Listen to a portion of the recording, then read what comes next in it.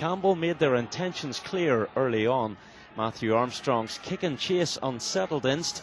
The holders would find it hard to get into any kind of rhythm. When Inst did break through in a physical first half, they couldn't convert. Nathan Barnett made the initial break. Hooker Darryl Maxwell looked to have done enough, but a last-ditch tackle prevented a certain try. Campbell controlled possession and made the breakthrough on the stroke of half-time. The forwards made the hard yards.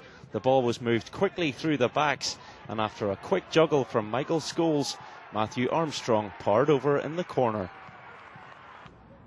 Then James McKinney stepped up to land an impressive conversion. Ince lifted their performance in the second half, but again, when there was a hint of an opening, the danger was snuffed out. Campbell stayed in control and had a great chance to seal the win late in the game, but skipper Ben McDonnell's forward pass drifted agonisingly beyond winger Jason Harvey. Inst had one last gasp effort to force a replay. They were camped on the Campbell line, but the visitors turned over the ball and forced a penalty. Bitter disappointment for the holders. For Campbell, a huge scalp and maybe a sign of things to come. Since we actually heard the draw, all the lads were up for it, and we knew we could actually win no matter what all the press said. So hopefully we've made a stand here and we're one of the contenders for the cup now.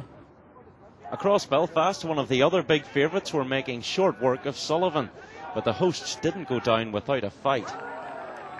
Methody, though, were too big and too powerful for a committed Sullivan pack. The opening score came from open side Fabien Laroche and was a sign of things to come. The second try came in much the same fashion. This time hooker Niall Annette was on the end of a powerful drive.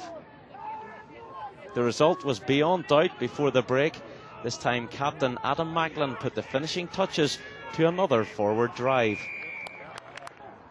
Macklin added his second from similar range in the second half. Not an easy man to stop from 1 yard. Before hooker Niall Annette showed that this pack has pace as well as power, he cruised in from the halfway line for the final try. Well, the spectator told us he did. We know what we have to do. Boys are very disappointed last year to lose the instant semi-final in Ravenhill. We want to go one step further, but not just to the final. We want to bring it back home to Methody. The draw for the quarter-finals was made in Sullivan Upper School after the game.